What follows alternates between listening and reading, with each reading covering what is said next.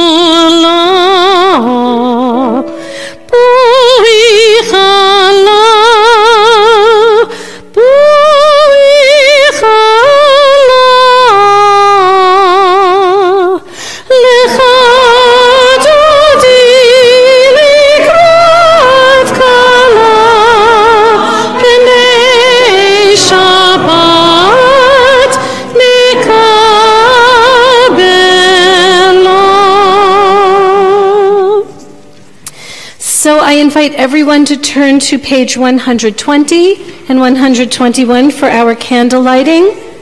And I would like to invite Mariana, Uni, and Margie Aaron to join us and help us with our lighting of candles.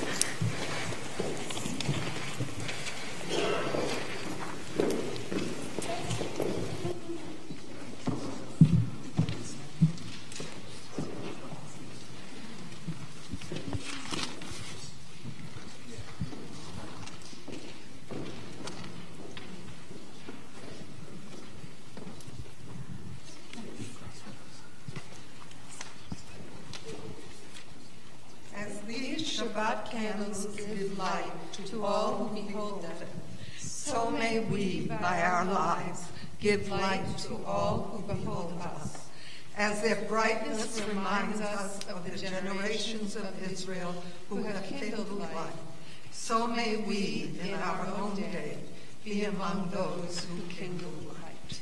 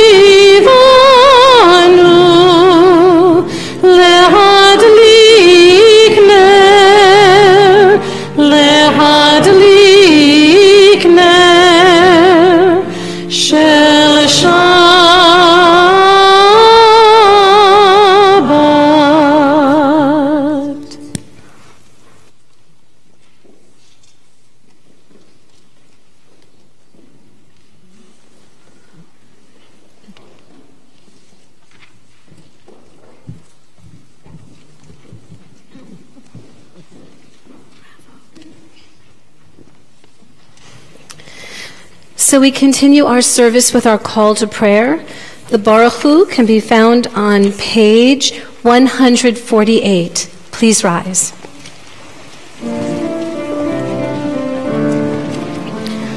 Ya la la, ya la la la, ya la la, ya la la la, ya la la, ya la la la, ya la la, ya la la la, ya la la la la la, ya la la la la la, ya la la la, ya la.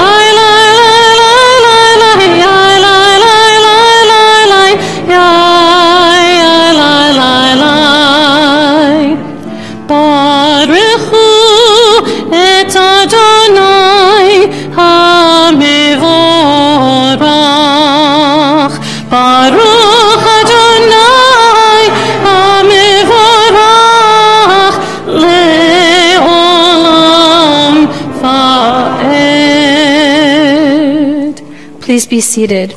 And on the inside of your handout, where it says reading, we read together. Adonai, your majesty is proclaimed by the marvels of earth and sky. Sun, moon, and stars testify to your power and wisdom. Day follows day in endless succession, and the years vanish, but your sovereignty endures. Help us to become co-workers with you and endow our fleeting days with abiding worth. Baruch atah Adonai hama'ariv aravim. And responsively, in each age we receive and transmit Torah. At each moment we addressed by the world. In each age we are challenged by our ancient teaching. At each moment we stand face to face with truth. In each age we add our wisdom to that which has gone before. At each moment the knowing heart is filled with wonder. In each age the children of Torah become its builders and seek to set the world firm on a foundation of truth. Baruch atah Adonai, Ohev Amo Yisrael. And we continue on page 152 with the Shema. Please rise if you are able.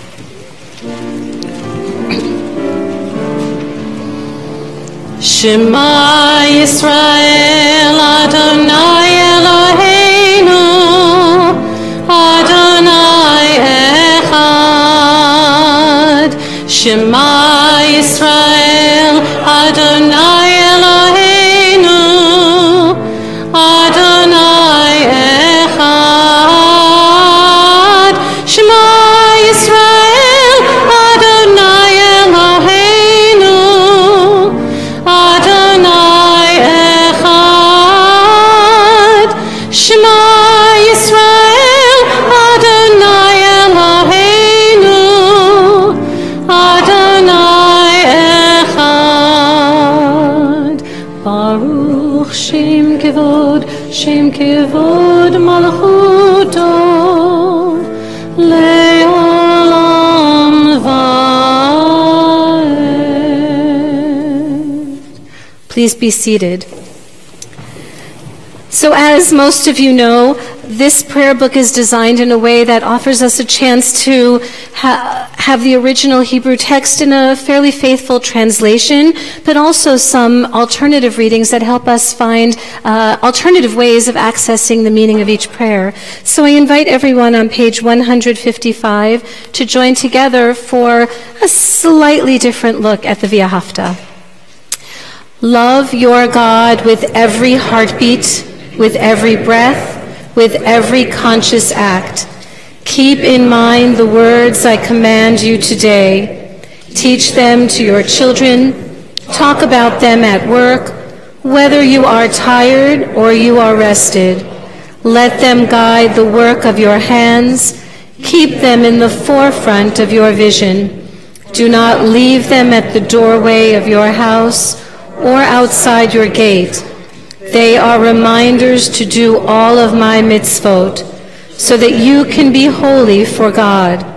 I am Adonai, your God. I led you out of Egypt to become your God. I am Adonai, your God. Standing on the parted shores of history, we still believe what we were taught before ever we stood at Sinai's foot, that wherever we go, it is eternally Egypt, that there is a better place, a promised land, that the winding way to that promise passes through the wilderness, that there is no way to get from here to there except by joining hands, marching together.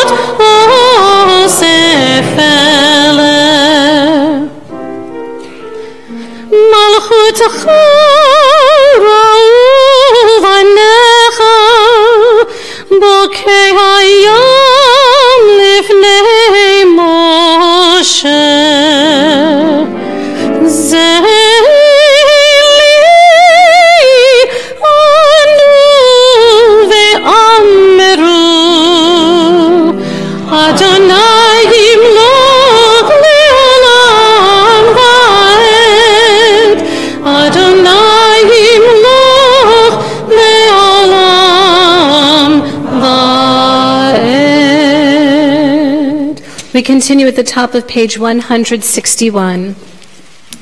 Let there be love and understanding among us. Let peace and friendship be our shelter from life's storms. Adonai, help us to walk with good companions, to live with hope in our hearts and eternity in our thoughts. that we may lie down and rise up waiting to do your will. Baruch atah Adonai, hapores sukat shalom aleinu ve'al kol amo Yisrael ve'al Yerushalayim. So we're going to offer a version of the Shamru tonight that has never been heard publicly before, because it was written especially for this occasion in honor of Ron and the 90th birthday that he's about to celebrate in just a few short days. And it was written by his amazing brother-in-law. And we are very honored and humbled to be able to share this beautiful text that reminds us of how important it is for us to keep Shabbat and remember the importance of this day of rest for ourselves and for our community. And so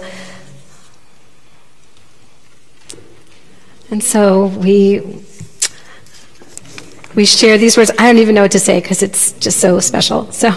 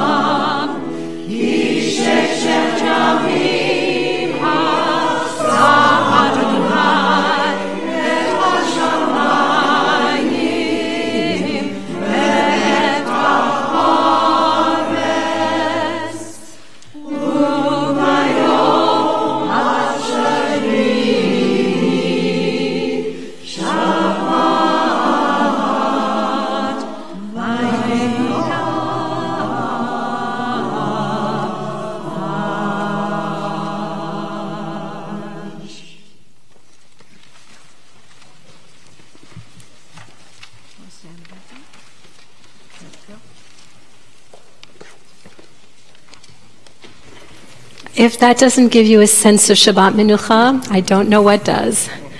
We continue on page 164 with our Amidah. In a moment we will rise if we are able, and as is our custom, we will chant the first three blessings aloud through page 170.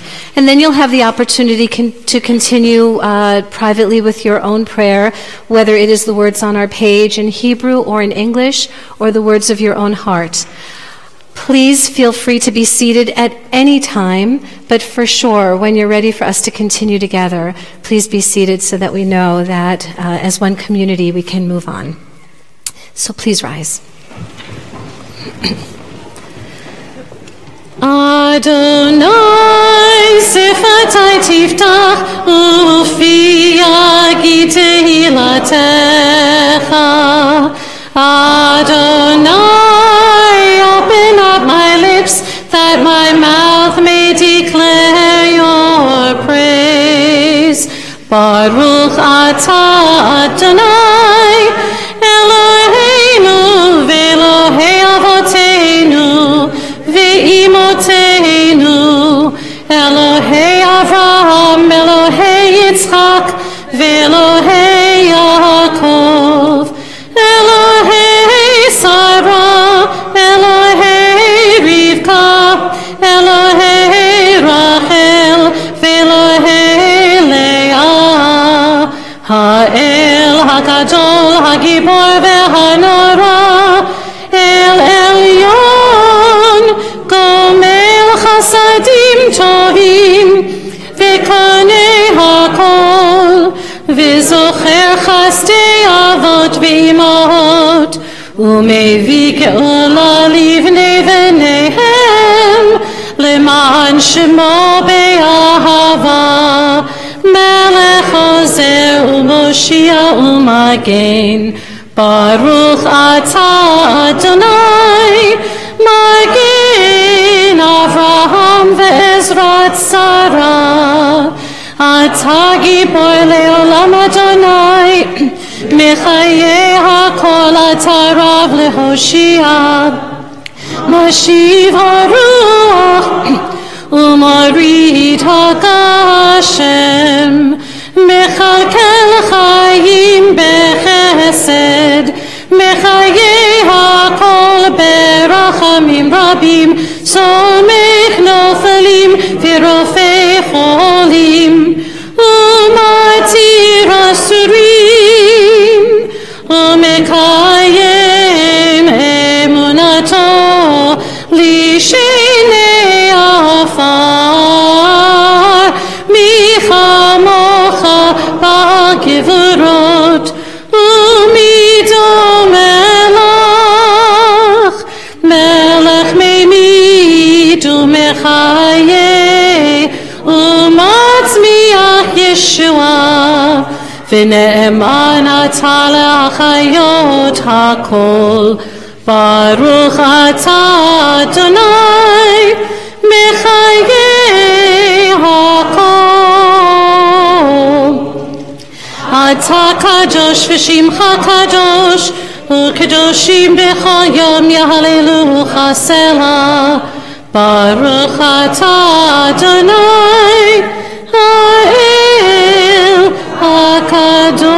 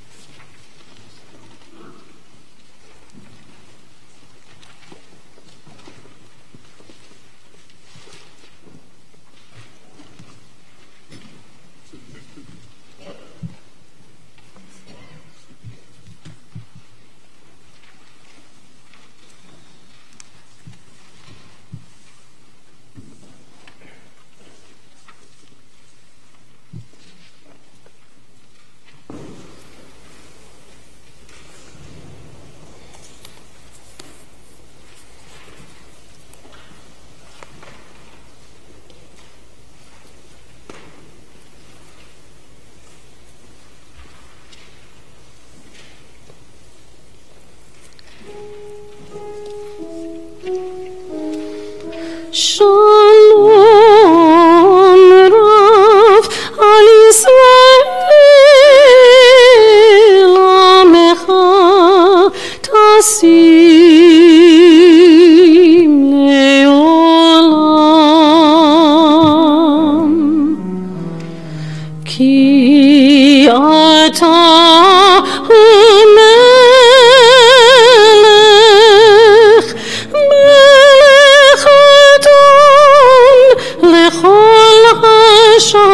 Shalom v'tov b'einecha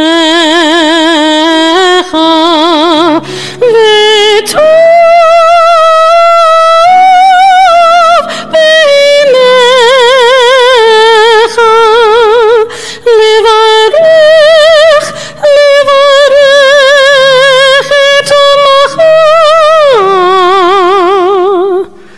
et amcha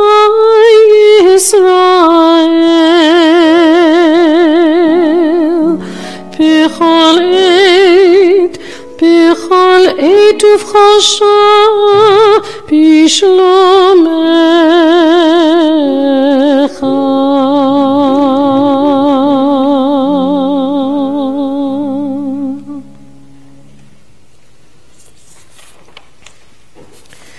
We continue with Seder Kriyat HaTorah, and that can be found beginning on page 364. And I would like to call our member from our Board of Trustees, Greg Lewis. Where are you, Greg? Oh, right here, right in front of my nose. Please rise.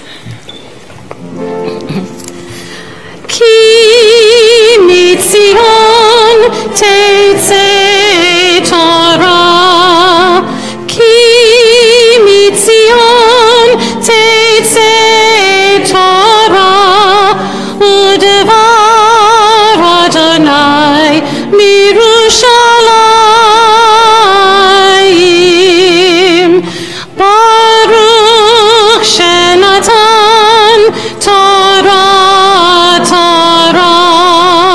Baruch shenatan Torah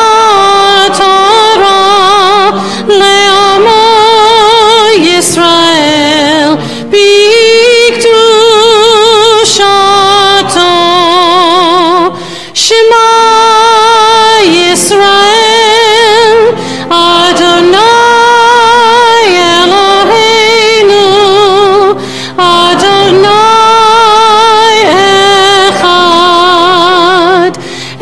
Echad Eloheinu Gadol Adonenu Kadosh Shemo Gadlul Adonai iti Unirumimo Shemo Yachdav Lecha Adonai HaGedula VeHaGevura VeHaTiferet VeHaNetzach VeHod Ki Cho b'shamayim u'va'aretz Ki Cho b'shamayim u'va'aretz Lecha Adonai hamamlacha v'yamit noseh lechol erosh.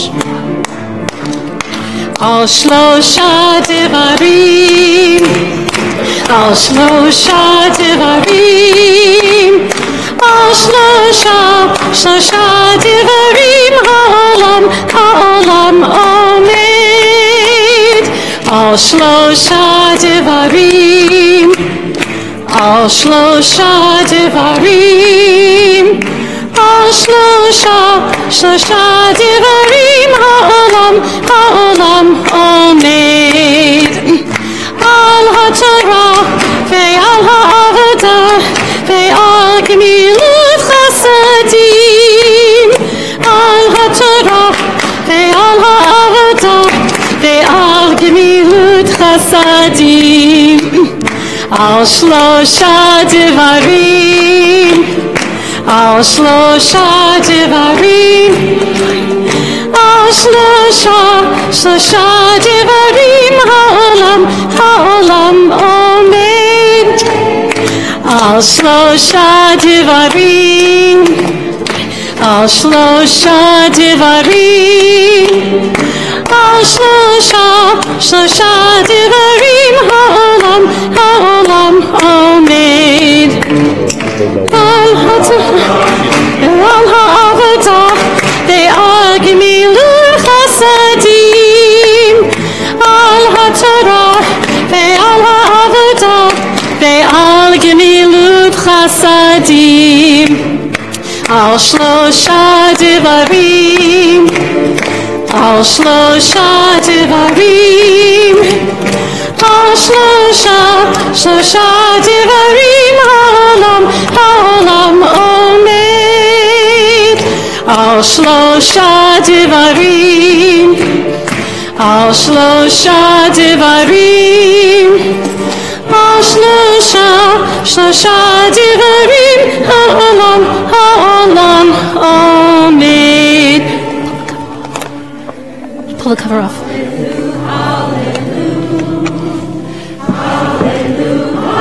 Thank you.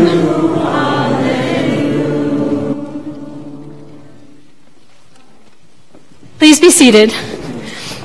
So, in my enthusiasm to get the service started, I imagine that a number of you are wondering why I was up here by myself.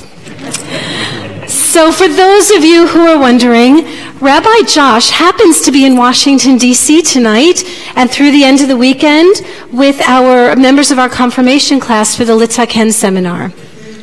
And that is an amazing seminar down at the RAC in Washington where our students learn how to learn about issues that are of importance to the Reform movement and learn how to advocate for those issues by lobbying members of Congress, their Congress people, and our state senators, our senators from our state. So it's a really awesome and exciting opportunity, and I think for that, I could let him go. So, but tonight, we have the joy of a special reader. Dave Gitterman will be chanting the portion from Parshat Bo, and in your handout, you can follow along.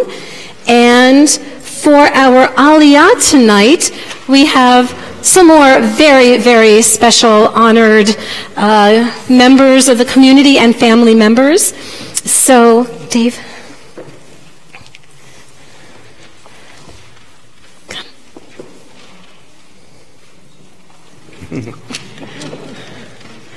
Okay, so I invite to the bima for the Aliyah, Ron, and Richard, David, and Noah Aaron. Dave, where are you reading from?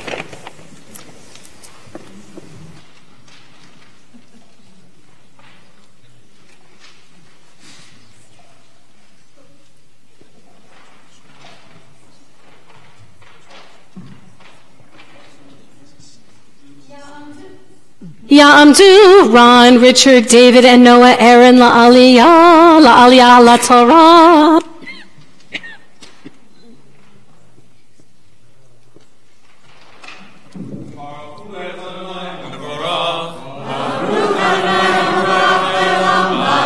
Baruch Adonai HaBarach Le'olam Va'ed, Baruch Atah Adonai Eloheinu melech haolam, Asher bachar banu mikol ha'amim, v'torah et torato, Baruch Atah Adonai noten haTorah.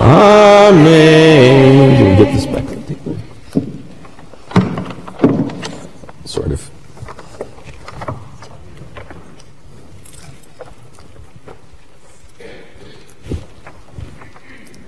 Amen. Vayikra Moshe lechol zignei Yisrael vayomer alehem bishku ukulachem tzon lemishpakotechem v'shakatu hapasach ulkachtem agudat ezov utvaltem v'adam asher basaf v'higatem al hamashkof ve'el shetei hamezuzot min hadam asher basaf ve'atem lo tetzu ish mipetach beito ad boker ve'avar Adonai lingof et Mitzrayim ve'ra'a et hadam al hamashkof ve'al shetei hamezuzot ufasak Adonai al hapesach ve'lo yitain hamashkit lavo el batechem lingof ushmartem et hadavar hazeh v'kol klecha ulevanecha ad olam.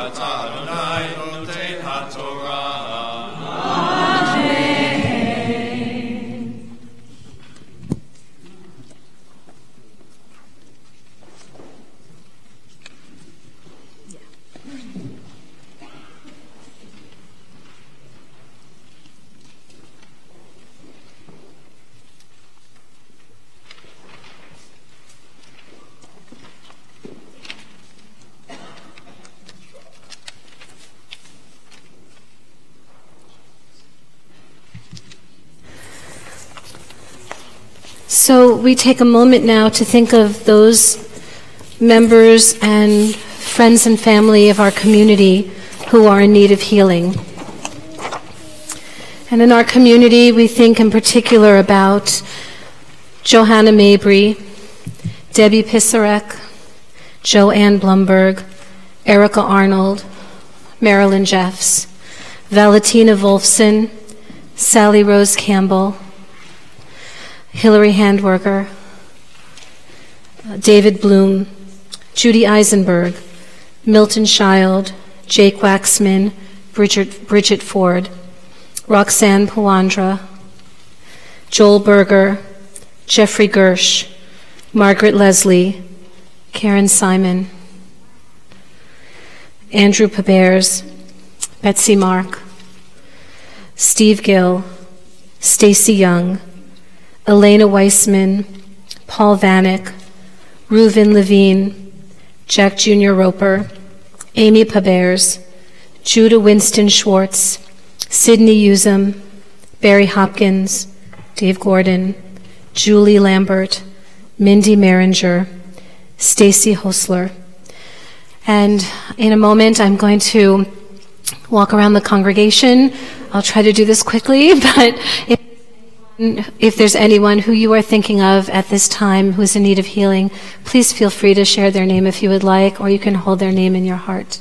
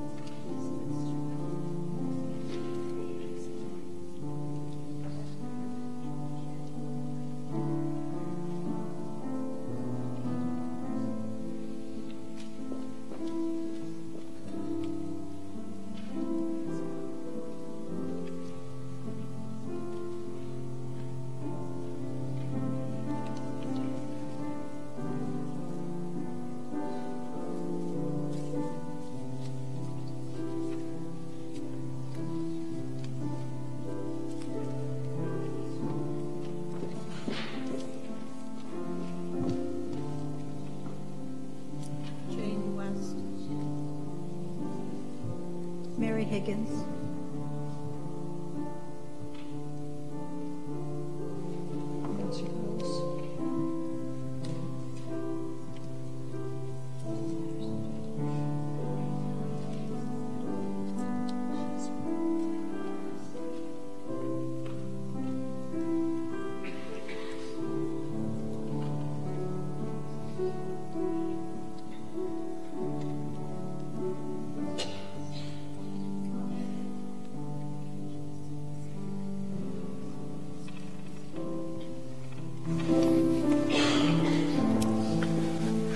We hold all of these loved ones in our hearts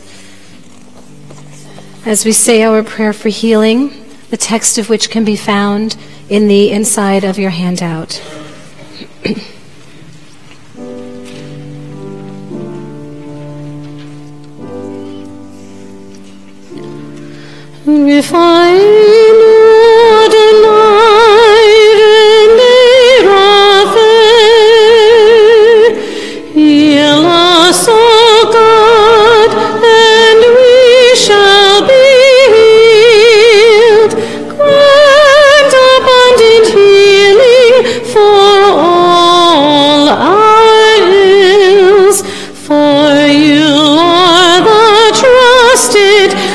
And faithful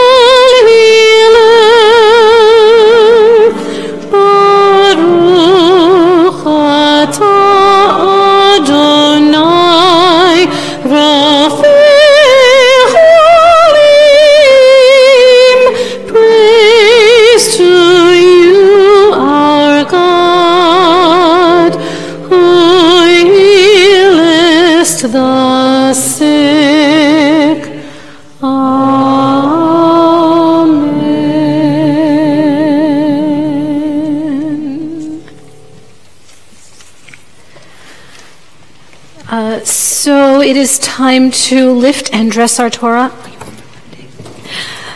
Please rise.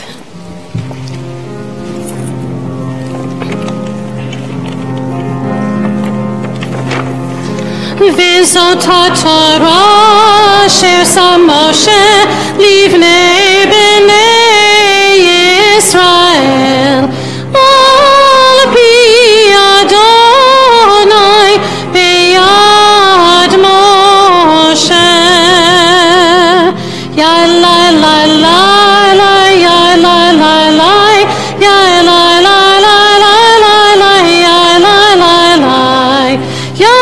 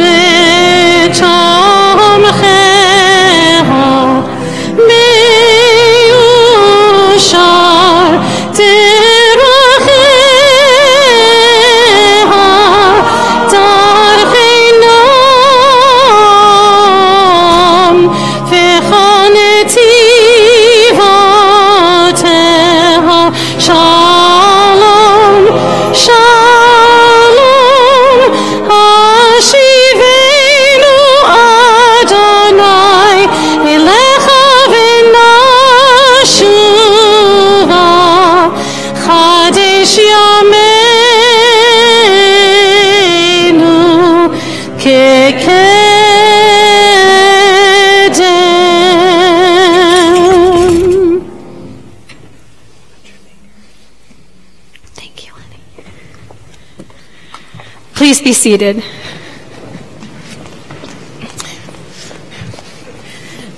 So it is my absolute privilege to be able to invite up to our bima one of Ron's children, one of his sons, who happens to be, as you probably all know, a rabbi and a teacher at Hebrew Union College in Cincinnati. And so he will be offering some words on wisdom. And so, sorry, I just had to clean up a little bit. Rabbi David Aaron, the bima is now yours. Shabbat Shalom.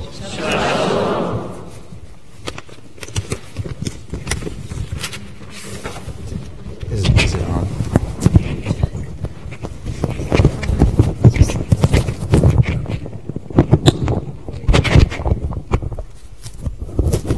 Try that. How does that? You can hear me?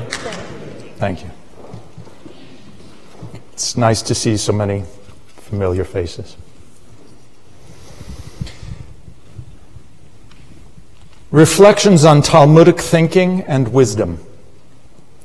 The brilliant and enigmatic Theodore W. Adorno, one of the founders and principals of the Frankfurt School, offered his friend Max Horkheimer a dialectical treatise called Minima Moralia as a birthday gift upon his turning 50. What a gift. When my father was 50, I wasn't quite ready to offer him a book for his birthday.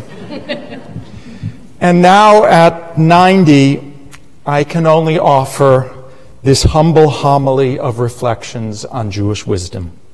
Alas, I am no Adorno. But I have read Minima Moralia, and will engage a particular phrase from among his clever aphorisms to prepare you for what you are about to hear. Adorno, who incidentally otherwise exhibits little sense of humor in his works, tells us in his inimitably authoritative fashion that in psychoanalysis, absolutely nothing is true except the exaggerations. My apologies to the psychologists and psychiatrists. This evening, I shall substitute for Adorno's psychoanalysis Judaism, which is to say that among many humble reflections this evening that you will hear, the only truths will be found in expressions of ironic hyperbole. The thesis I shall put forward this evening is comprised of three interlinked claims. First, wisdom in classical Judaism, that is the Judaism of the Talmud and the Midrash, is nothing other than a mode of thinking. Rather than being comprised of a set of prescriptions regarding social practices or specific values beyond the observance of mitzvot, it is better to think about Jewish wisdom as a kind of thought game rather than something to be described on the basis of its precepts.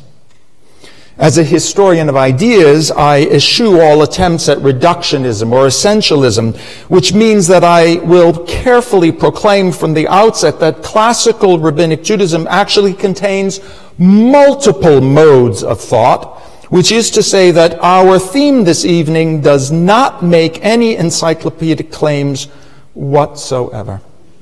However, I will focus exclusively on wisdom thinking, and whatever conclusions we draw are to be kept modest with regard to their historical implications. That's exaggeration number one. Remember, nothing I say will be true except for the exaggerations. The second claim is that irony is embedded in all instances of wisdom thinking within classical rabbinic thought. And that is not just run-of-the-mill literary irony at work in Jewish thinking, but irony that enjoys a particular stance toward the absurd in the universe. And the third claim regarding Jewish wisdom is that it ever so bizarrely flirts with humor. Why say bizarrely? Because if you survey the literature of the history of wisdom, if you survey the history of wisdom literature, a genre of literature that dates back to the earliest eras of writing in the ancient Near East, you will struggle to find an aphorism that evokes even a smile, never mind a guffaw. We do not regularly associate wisdom with either absurdity or the funny, but instead think of things wise as serious and fundamentally useful for shaping a good and meaningful life. Wisdom as ironic confrontations with the absurd, resulting in humor. This is what I offer in celebration of my father's 90th birthday. In the Babylonian Talmud, Tractate Nedarim, we read of a rather awkward fictional exchange between a Caesar's daughter and Rabbi Joshua, an early 2nd century sage. The young woman, thinking about the learnedness of Jewish sages and their distinct appearances when contrasted with the Roman aristocracy, asks the rabbi why glorious wisdom would be housed in such ugly vessels.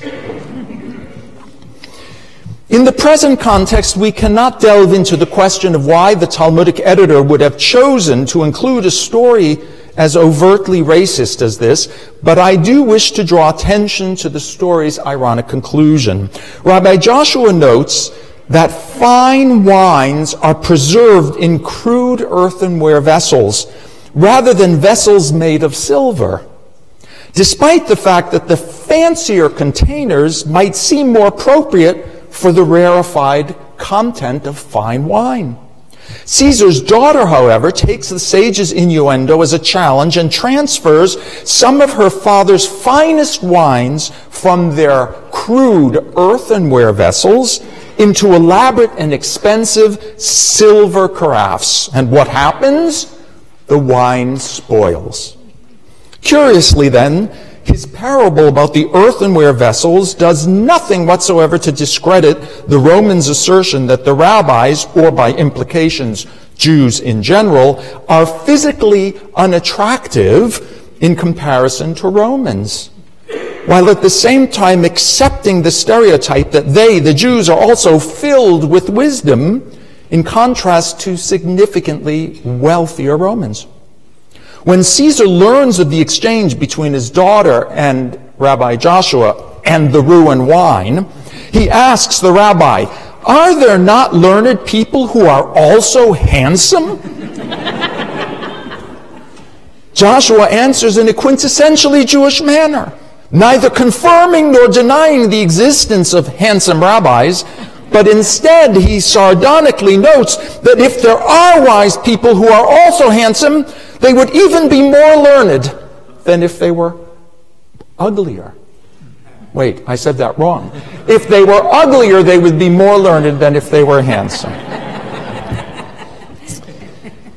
This particular story typifies the thought pattern we will think of as one of the modes of Talmudic thinking, most associated with being wise. Now, some of you might associate this particular mode of thinking, that you'd be smarter if you were uglier, with the ever so ironic dialectical discourse of Yiddish-speaking Jews of the 19th century. Rather, we should recognize that 19th century Jews were particularly immersed in Talmudic studies, and it is there on the pages of the Bavli that Jews would become habituated to ironic and humorous thinking. What we learn from a number of scholarly expositions on this subject is that Talmudic reasoning does not conform to any particular formalized logic, but it frequently pivots off of a kind of reasoning that plays with the absurd by extending the absurd to a seemingly natural conclusion. While this reasoned play unfolds, the Talmudic passage never exposes its own awareness of either the absurdity of the premise or the ridiculousness of the conclusion. That is what constitutes the irony, and at the same time frequently, though not inevitably, yields humor. In this sense, humor and wisdom in Judaism are so deeply and closely connected. While within the Talmud there is little demarcation between learnedness and wisdom, even though there are instances of sages who have acquired immense learning, they also happen to act in ways that the Talmud considers foolish.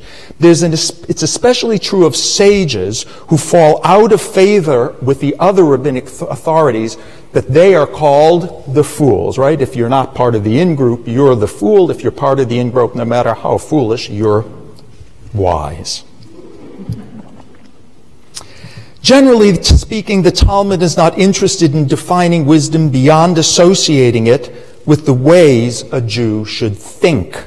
This is not to say non-rabbinic characters are not now and again given credit for wise behaviors, but for the most part, wisdom among Jews is the provenance of the elite rabbinic sages. To gain wisdom, then, is the same as mastering the rabbinic way of thinking. There are, however, a fair number of paradoxes as to how one gains or acquires wisdom. That would be a separate survey, showing point and counterpoint, leaving us with the impression that it is all capricious without much hope regarding any prescribed path toward wisdom. That is, if you give up on the notion that wisdom is out there, but rather a way of thinking, you're never moving toward it. Part of Jewish wisdom and its corollary humor derives from the Jews' experience of suffering as a historical condition. This suffering in numerous rabbinic and later literary passages is said to be shared by God, who is depicted astoundingly as experiencing exile with Israel. How can this be, you might wonder? How can it be that a deity could experience either suffering or exile? The answer to this question is neither reasonable nor sensible, but rather absurd. as when the sage tells us that God constantly dwells among the Israelites, which would suggest logically, that is, logically on the basis of rabbinic thinking, that when Israel experiences exile, so does God. This absurdity is extended throughout much of Midrashic literature. There are Jewish texts that suggest wisdom is not even an attribute of God himself, but rather wisdom existed independently of God. And God had to discover it and fully understand it prior to revealing it to humanity. Imagine this odd conceptualization of wisdom as an aspect built into the universe separate from God. I wish to emphasize here both the chutzpah and the absurdity of portraying the acquisition of wisdom in this manner.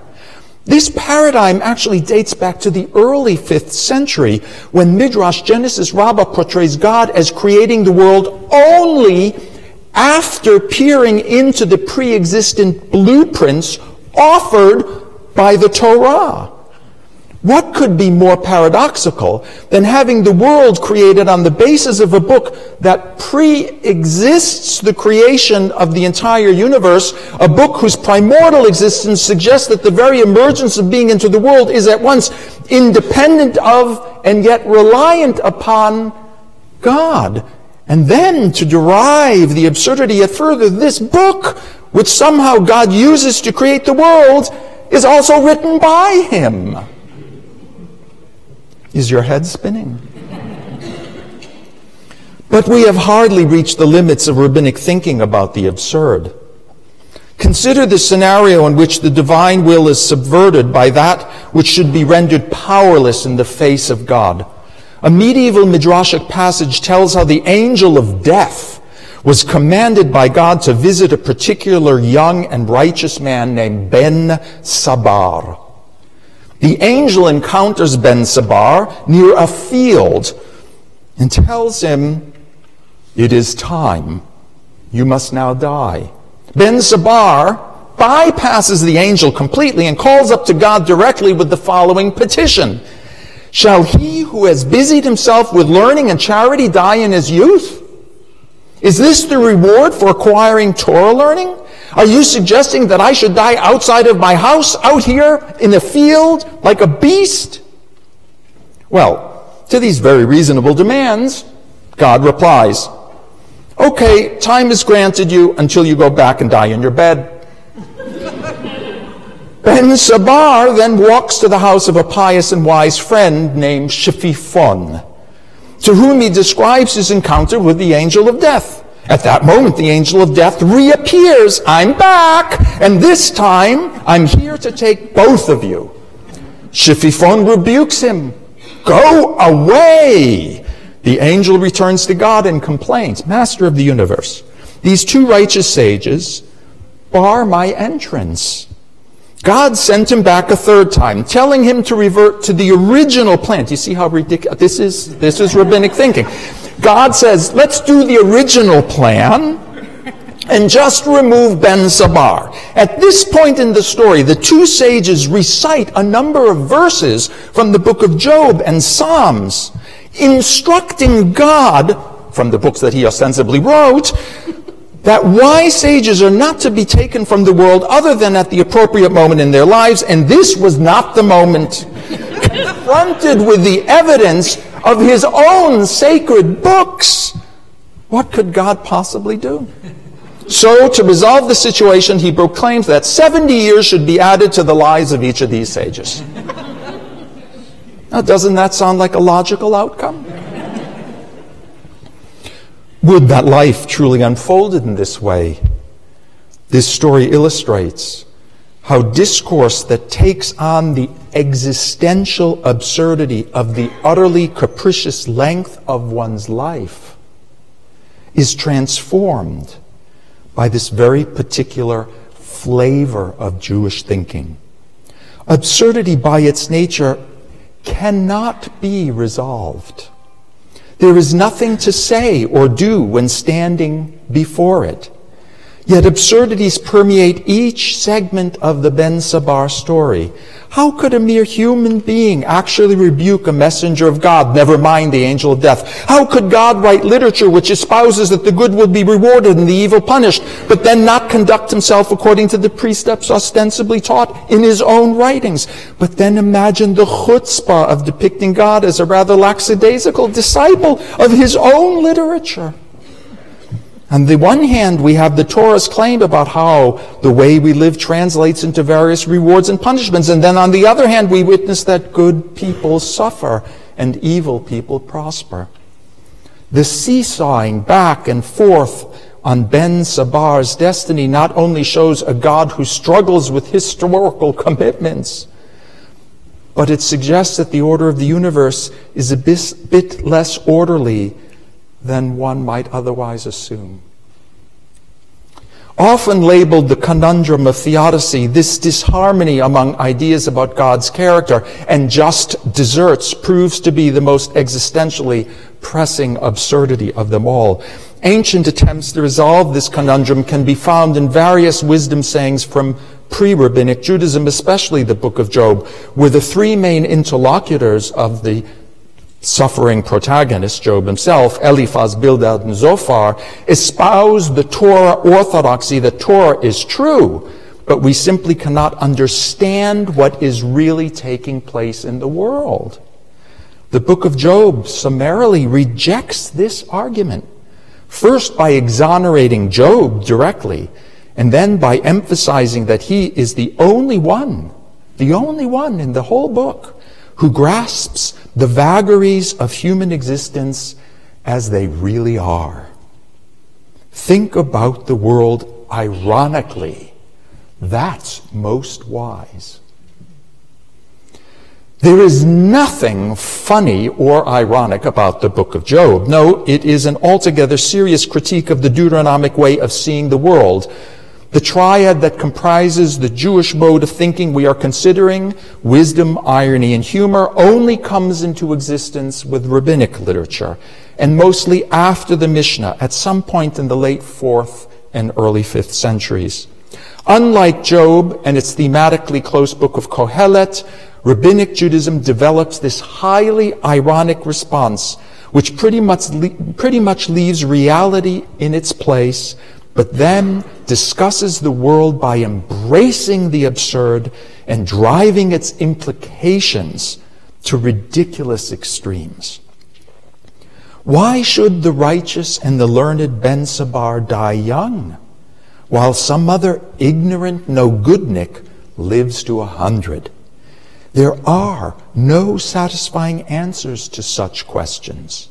And for that reason, Rabbinism offers a mode of thinking that refuses to escalate the ridiculousness of our sense of the world, which would only add insult to injury.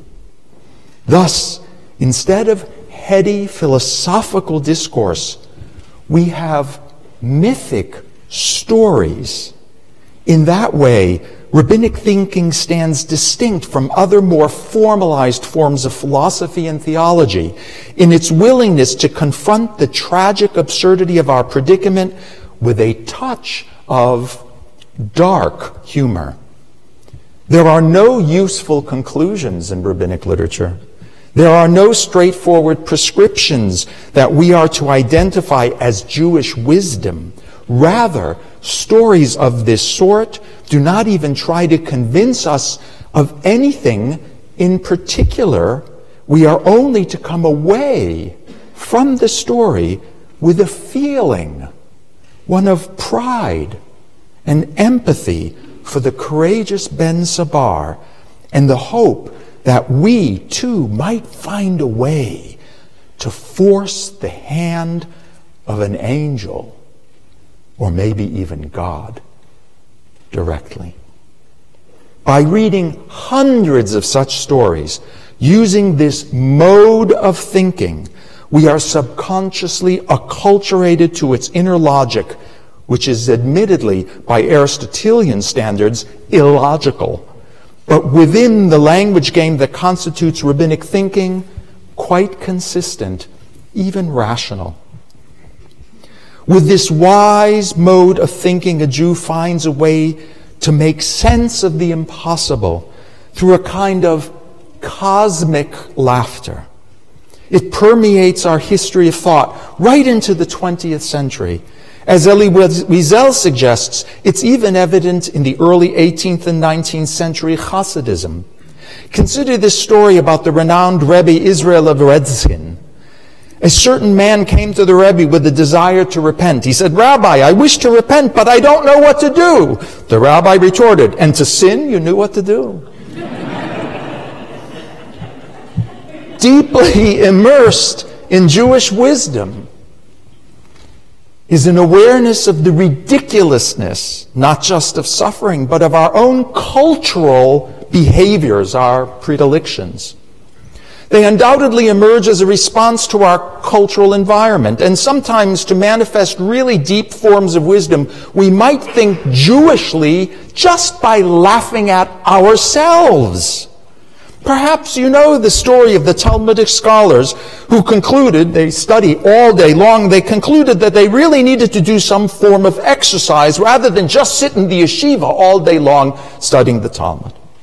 9 sages got together, and after much debate, a lot of debate, they decided to form a crew team. They would row crew. After weeks of training, they concluded that they were ready to enter a competition.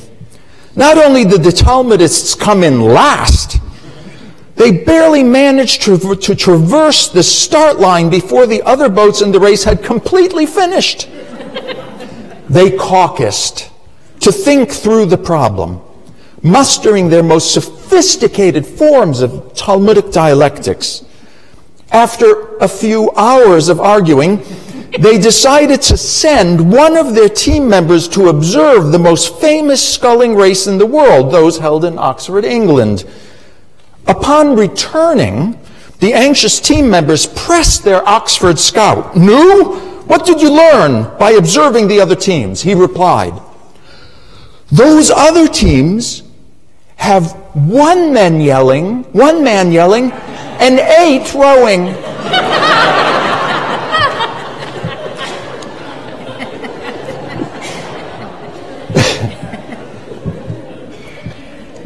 Often from within the Jewish community, it does seem as if the majority of people are yelling, but with one God trying to listen.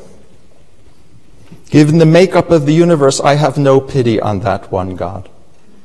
Still, there's no way any God could possibly make sense of our human inquiries, given our proclivity to speak simultaneously. Somehow, that sense of the world seems fitting, or should I say, Jewishly ironic. A God who cannot make out what we are saying because there's just too much noise.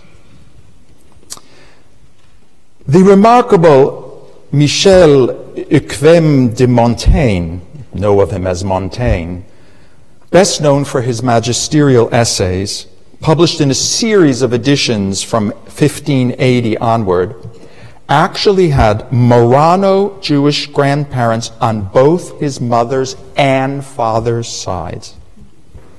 I am quite sure that it is nothing more than implicit confirmation bias on my part that leads me to see amidst Montaigne's prose periodic instances of what feels like a Europeanized version of Talmudic discourse. On the other hand, Sarah Bakewell describes how Montaigne, in great contrast to everything that had constituted formal Christian philosophy up until the 16th century, proposed no theories, put no trust in reason, and showed no desire to convince readers of much of anything. Moreover, like the Talmudic sages, he contradicted himself frequently, preferred specifics to generalities, embraced uncertainty, and followed his thoughts wherever they led him. Now, if that is not a description of the Talmud's way of thinking, I do not know what is.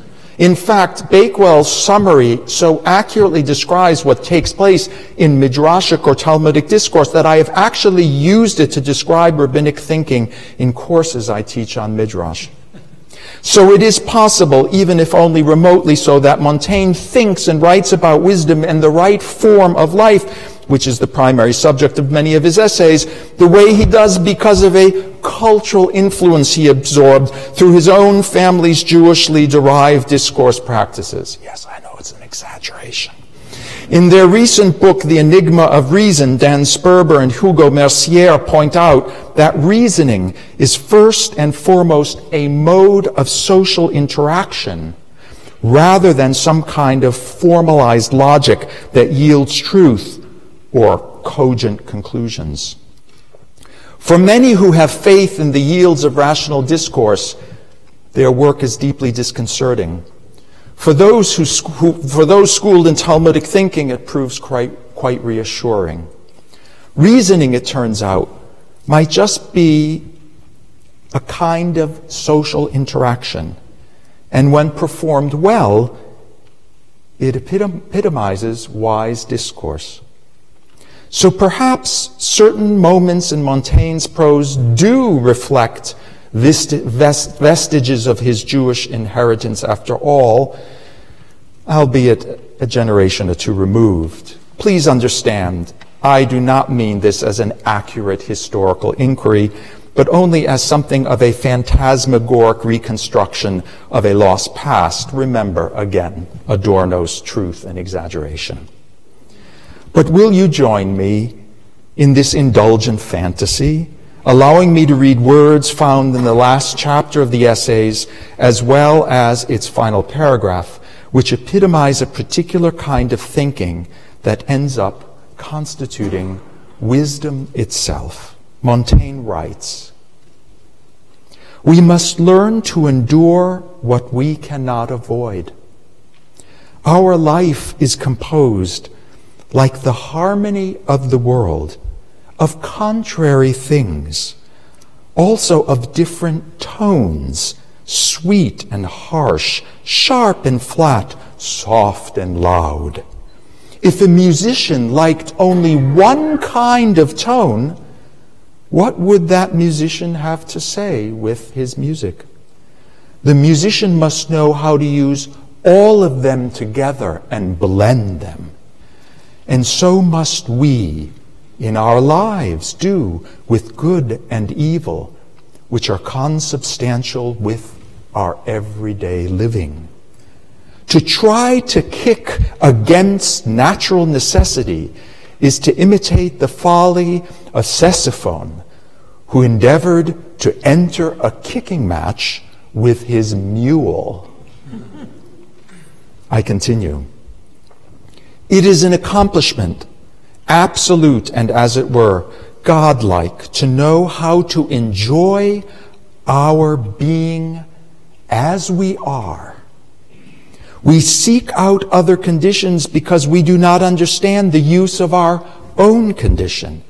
And having no knowledge of what is within ourselves, we sally forth outside of ourselves. Yet there is no use our mounting on stilts, for on stilts we must still walk on our own legs. And on the loftiest throne in the world, we are still sitting only on our own rump." Could Sholem Aleichem had said it any better? There it is. We should do what we can to live in harmony with the absurd. And if we possibly can, we should find a way to chuckle now and again. It might not help, but it won't hurt either. The question remains how any of us might acquire wisdom, this mode of thinking, so that it might shape our lives. Must we live 50 or 70 or more years before this form of wisdom thinking can be consistently practiced by us to good effect? Alas, according to some passages in our literature, the only way you might manage to be wise is to receive wisdom as a gift directly from God, which would suggest either you have it or you do not. How depressing. As for when that gift is dispensed to you, your age proves utterly irrelevant.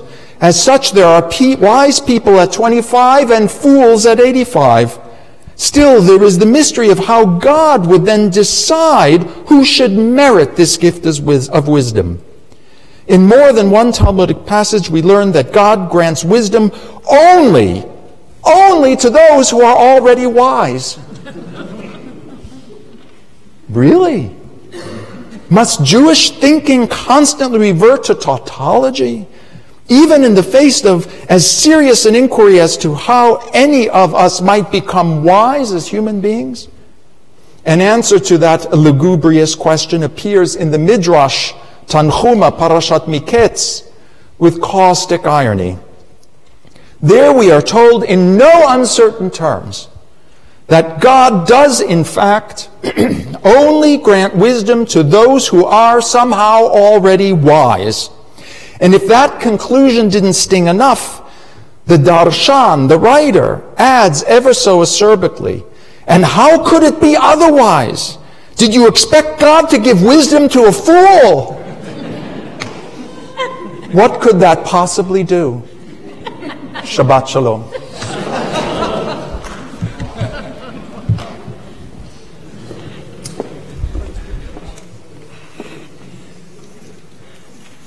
Thank you so much.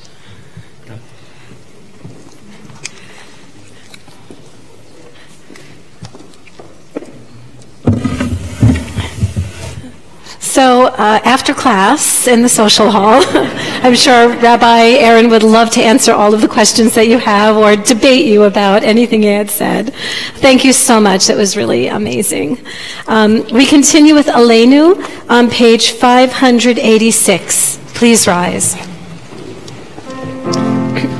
Aleinu l'shabeach l'adon hakol, לתת גדולה ליוצא בראשית, שלא עשנו כגויי הארצות, ולא שמנו כמשפחת האדמה, שלא שם חלקנו כהם, וגור עלינו ככל המונם, ואנחנו קוראים ומשתחווים ומודים לפני מלך מלכי המלכים הקדוש ברוך הוא. Page 591. ונאמר וחיה אדוני למלך על כל הארץ ביום ההוא יהיה אדוני אחד ושמו אחד.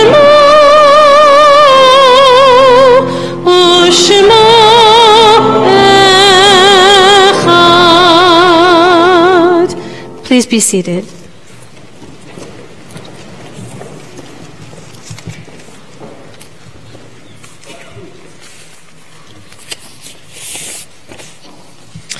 We think of our loved ones whom death has recently taken from us, those who died at this season in years past, and those whom we have drawn into our hearts with our own. On this Shabbat, we remember during this period of Shloshim, Linda Levy, Roy Vanek, Mel Friedman, Barbara Fields, Eileen Rothenberg, and Susie Rafel. And in this season from years past, we remember these loved ones: Molly Charson, Bernard Cohen, Elliot Corman,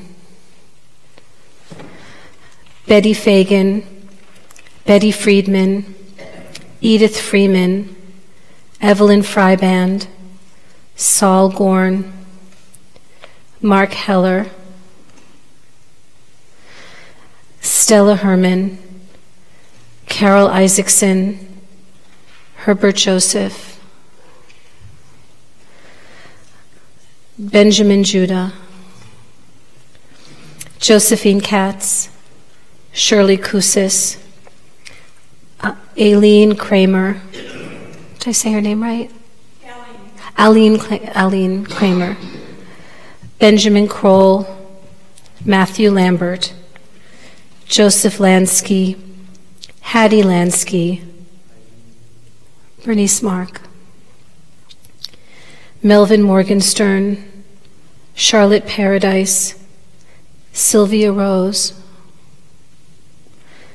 Jenny Rubin, Donald Schroen, Pauline Siegel, Laura Sheldon,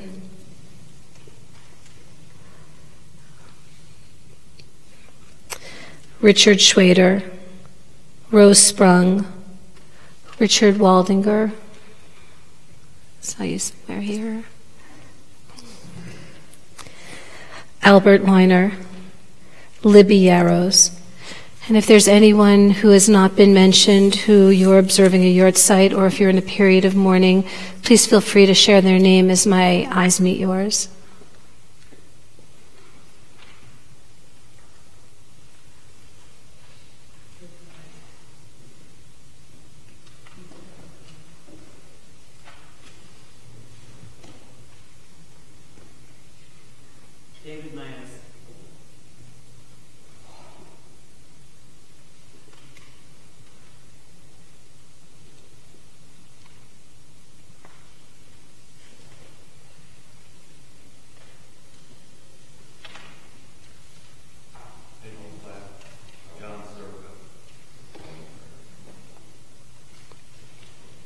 Zichronam livracha, may their memories forever be for blessing. As we turn to page 598 and rise, if you're able, for the Kaddish Yatom. Yit gadal v'yit kadash shemei rabba, b'yalma divrach yerutei v'yamlich malchutei, b'chayechon uv'yomechon uv'chayei d'chol beit Yisrael, Ba'agala uvizman kariv v'yimru amen. Yehe shmei rabba mevarach le'alam ulalmei almaya. Yit barach v'yishtabach v'yit pa'ar v'yit romam v'yit naseh. V'yit hadar v'yit aleh v'yit halal shmei d'kudsha b'richu. Le'ela min kol birchata v'shirata. Tushbechata v'nechemata. Da'amiran be'alma v'imru amen. Yehe shlama rabba min shemaya v'chayim aleinu ve'al kol Yisrael v'imru amen. Oseh shalom b'mromav hu ya'aseh shalom aleinu ve'al kol Yisrael v'imru amen. Oseh shalom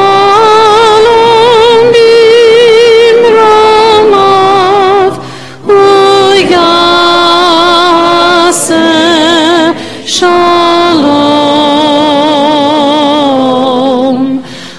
Aleinu ve'al kol Yisrael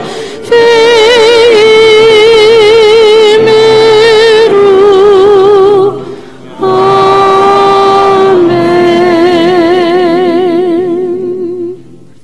Please be seated. And except for you, Greg, I'm going to invite you back to the bima for a few brief announcements. Shabbat Shalom. Shabbat Shalom. Welcome, everyone, members, guests, invited guests, and all of those out streaming. Thank you for a really, truly wonderful evening, and happy birthday, Ron. And thank you, Rabbi, for the education and I hope at least a little bit of wisdom that you've been able to share with all of us here tonight. There are a number of events that are happening here that are on the back of your program, but I do want to call out one in particular. If you look there, next Monday, the 21st, the women of TBE are having a Dames dinner.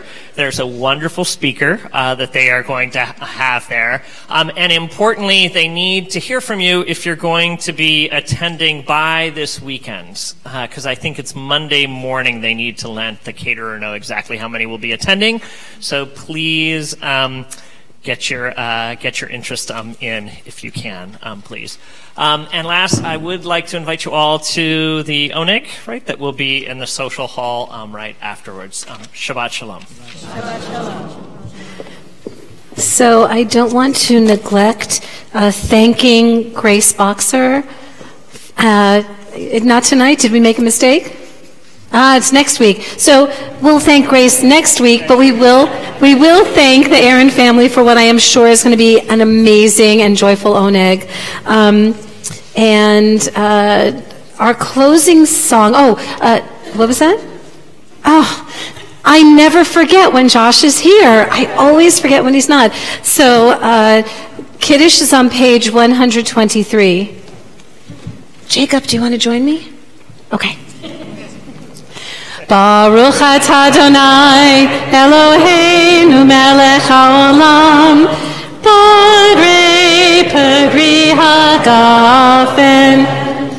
Baruch atah Adonai Eloheinu melech haolam asher kitshanu b'mitzvotav v'ratzavanu v'shabbat kodsho be'ahava uvratzon inchilanu zikaron le'maseh v'reishit ki hu yom techila למקראי קודש זכר ליציאת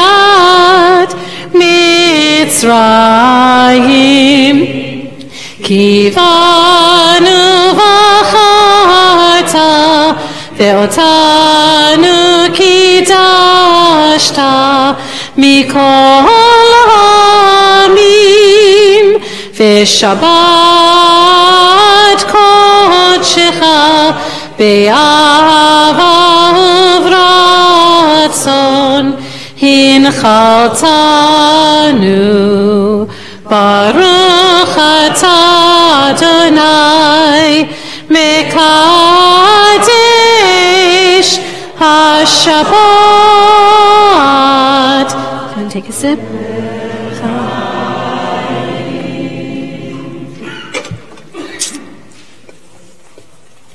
And our motzi, you want to help me hold it? No? So we have to do the version that Sam wrote. Hamotzi lechem min haaretz. We give thanks to God for bread. Our voices rise in song together as our joyful prayer is said. Baruch atah Adonai Eloheinu melech haolam hamotzi lechem min haaretz b'tei avon. So now, closing song can be found on page 625, I believe. 625, and after we conclude our service, I would like to ask everyone to bring your prayer books or any papers that you have with you out to our ushers. And Bobby and Ann Mark, thank you so much for ushering tonight, but there are only 2 of them and there are probably 200 of us, so any help you can offer would be really wonderful. And we'll look forward to greeting you in the social hall to celebrate this really wonderful Shabbat. Ron, happy birthday.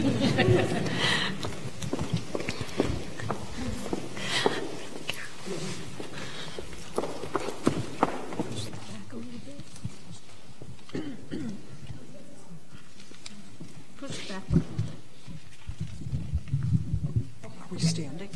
Better. You are. Okay.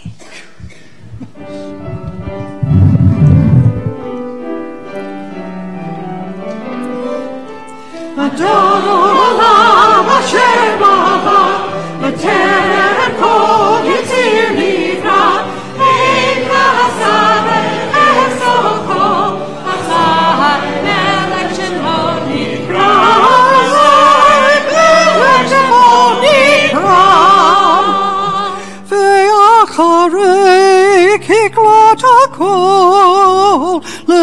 Adoyim loch nora, Behu haya, Behu hove, Behu ye betifara, Behu ekade jeni, Ashilo behakmira, Behireshi belitati, Bekola osneha misra,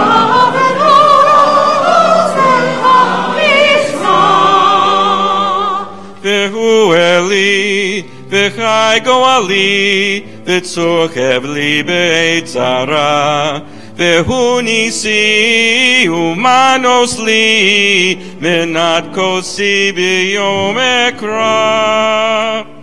Beyato akiruki, Be'etisha be'alina, Be'ibruki be'viati, Adonai Elohim